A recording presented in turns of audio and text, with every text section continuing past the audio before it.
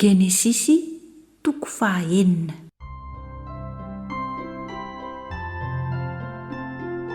Noa sy ny Safo-drano.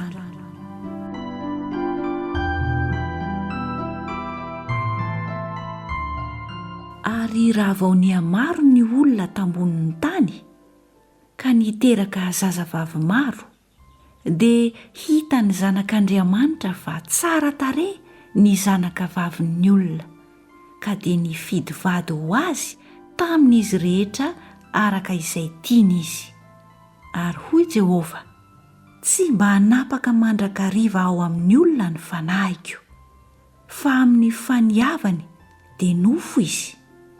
Nefa ho 20 taona ny androny.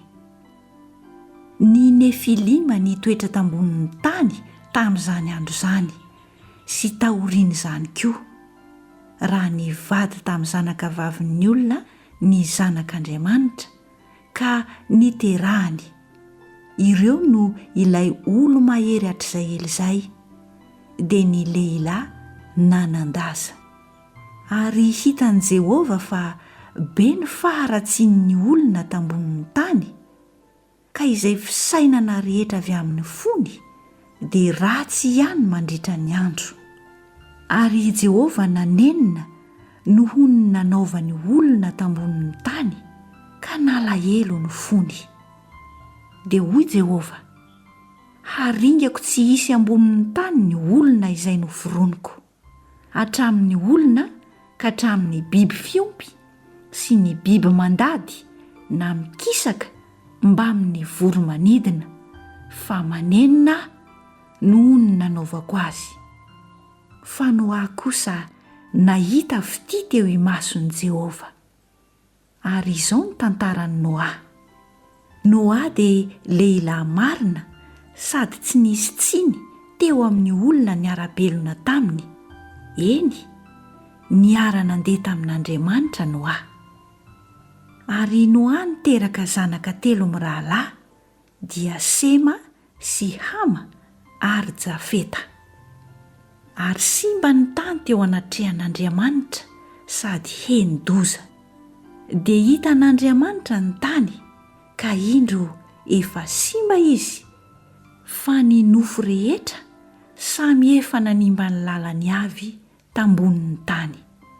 Dia hoy Andriamanitra tamin'i Noa, ny farany nofo rehetra efa mby eo anatrehako, satria efa heny-doza ny tany noho ny amin'ny olona, ka indro efa andringana azy mba amin'ny tany aho, koa manaova sambo fiara ho anao amin'ny hazo gofera, ary hasianao efitrefitra ny sambo fiara, ka ho petahanao dity ao anatiny sy eo ivelany izy.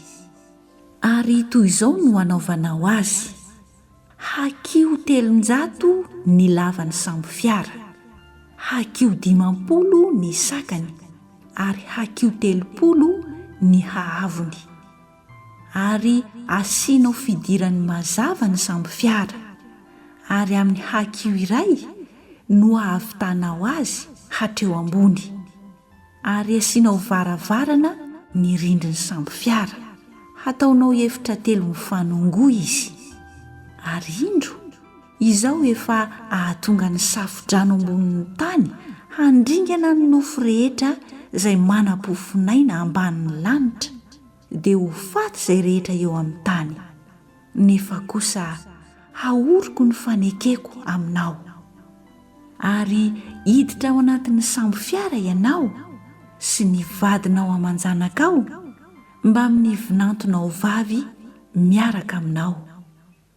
Ary ny zava-mananaina rehetra dia ny nofo rehetra hitondranao roavy isan-karazany ho ao anatin'ny sambo fiara, ho velomina miaraka aminao, ho lahy sy ho vavy avy ireo. Ny vorona samy araka ny karazany avy, ary ny biby samy araka ny karazany avy, ary ny biby rehetra izay mandady na mikisaka amin'ny tany samy araka ny karazany avy, dia roa avy isan-karazany no akeo aminao ho velomina ary analao ho anao ny zavatra rehetra izay mety ho fihinana ka hangono eo aminao dia ho fihinana ho anao sy ho an'ireo koa izany. Dia nataony Noa izany araka izay rehetra nandidin'Andriamanitra azy no nataony.